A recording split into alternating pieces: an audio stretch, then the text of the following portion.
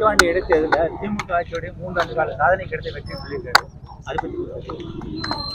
விக்கிரவாண்டி இடைத்தேர்தல் என்றாலே இடைத்தேர்தல் என்றாலே அது வந்து எப்படி நடக்கும் உங்க எல்லாருக்குமே தெரியும். அந்த மாதிரி தான் அது நடந்தது. இருந்தாலும் பாட்டாளி மக்கள் கட்சிக்கு தான் அது ஒரு அருமையான வெற்றின்னு நீங்க சொல்லலாம். ஏனென்றால் எந்த ஒரு அதிகார பலம், பணபலம், ஆள் பலம் எல்லாவற்றையும் மீறி நாங்க வந்து எந்த இடைத்தேர்தலிலும் வாங்காத ஒரு வாக்குகளை பாட்டாளி மக்கள் கட்சி இந்த விக்கிரவாண்டி இடைத்தேர்தலில் பெற்றிருக்கிறது என்றால் உண்மையான வெற்றி பாட்டாளி மக்கள் கட்சியோட இடைத்தேர்தல் வெற்றி என்று தான் நீங்கள் கருத வேண்டும். தான் இருக்கிறோம். கண்டிப்பா திறந்து விடணும்னு பாத்தீங்கன்னா கர்நாடகால அணைகள்ல பாத்தீங்கன்னா 104 டிஎம்சி தான் அவங்க சேர்த்து வைக்க முடியும். ஏற்கனவே 80 டிஎம்சி வந்துடுச்சு. தினம் 3 டிஎம்சி தண்ணி வந்துட்டு இருக்குது. ஏன்னா தண்ணி மழையும் அதனால தண்ணி வந்துட்டே இருக்குது. இன்னும் 10-15 நாள்ல தானாவே நிரம்பிடும். வேற வழியில 104க்கு மேல எப்படி கொள்ளளவு இருக்கும். அப்ப வந்து கண்டிப்பா திறந்து விட்டுதான் ஆகணும். அப்போ ஒரு 6 மாசத்துக்கு அதை பத்தி யாரும் பேசக்கூட மாட்டாங்க. பிரச்சனை வந்துட்டே தான் இருக்கும். பாட்டாளி மக்கள் கட்சியுடைய நிலைப்பாடு வந்து இந்த தேர்வுகள் கிராமப்புற மாணவர்களுக்கு எதிரான ஒரு விஷயம் தான் சொல்லிட்டு இருக்காங்க. அதனால அதை தொடர்ந்து அந்த நிலைப்பாடுல தான் இருக்கும். எனக்கு வந்து மாமழ சின்னத்திற்கு வாக்களித்திருக்கிறார்கள். அவர்கள் வாக்காளர்களுக்கும் என்னுடைய சகோதர சகோதரிகளுக்கும் என்னோட தோளோடு தோள் நின்று உழைத்த என்னுடைய அன்பு சகோதர சகோதரிகளுக்கு இந்த நன்றியையும் வணக்கத்தையும் தெரிவிப்பதற்காக தான் இந்த பகுதியில நான் வந்திருக்கின்றேன்.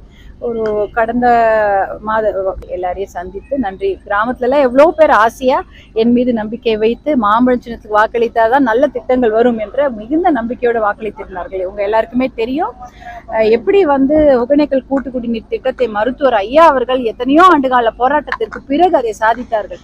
அதே போல தர்மபுரி காவிரி உபநீர் திட்டத்தையும் கண்டிப்பாக பாட்டாளி மக்கள் கட்சி வந்து கண்டிப்பாக அதை கொண்டு வரும். அதற்காக நாங்கள் முழு முயற்சி எடுப்போம். அது வந்து நாங்க பதவியில இருந்தாலும் சரி, பதவியில் இல்லை என்றாலும் சரி, போராட்டத்திலாக அதை கொண்டு வர வேண்டும் என்று மிகுந்த முயற்சி எடுத்து அதை கொண்டு வருவோம். இப்ப கூட பார்த்திருப்பீங்க 15 திட்டங்களை வந்து கொண்டு வந்திருக்கிறாங்க. அந்த 15 திட்டங்களும் என்னன்னு பேரே யாருக்கும் தெரிஞ்சிருக்காது.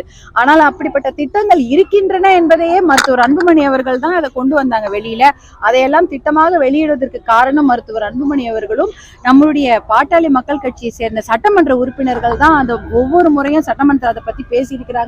அது மட்டும் இல்லாம சிப்காட் வந்ததற்கும் பல முறை சட்டமன்றத்துல தர்மபுரி இந்த பாராளுமன்ற தொகுதியில் இருக்கக்கூடிய சட்டமன்ற உறுப்பினர்கள் எல்லாருமே அதற்காக பேசி சிப்காட்டையும் அதற்கு கொண்டு வருவதற்கான எல்லா முயற்சிகளும் எடுத்ததுனால தான் சிப்காட்டுக்கு இனி இடமாவது ஒதுக்கி இருக்கிறாங்க.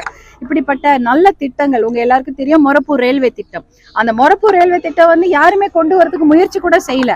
ஆனா எவ்வளவு வருஷமா அது கிடப்புல போடப்பட்ட திட்டம். அதையும் நிதி ஒதுக்கீடு செய்து துவக்க வைத்ததே வந்து மருத்துவர் அன்புமணி ராமதாஸ் அவர்கள் தர்மபுரி பாராளுமன்ற உறுப்பினராக இருக்கும்பொழுது. ஆகையால் எந்த நல்ல திட்டம் தர்மபுரிக்கு வந்திருந்தாலும் அதையெல்லாம் கொண்டு வருவதற்காகவும் பாடுபட்டது பாட்டாளி மக்கள் கட்சி என்பதுதான் வந்து நிதர்சனமான உண்மை. அது உங்க எல்லாருக்கும் தெரியும். அதே போல இந்த காவிரி தர்மபுரி உபநீர் திட்டத்தையும் பாட்டாளி மக்கள் கட்சி தான் கொண்டு வரும் என்பது நாங்க ஒரு முழு முயற்சியோடு ஈடுபடுவோம். கண்டிப்பாக அதை தொடர்ந்து போராடுவோம் என்பதுதான் இன்னைக்கு சொல்ல வந்த விஷயம். நன்றி.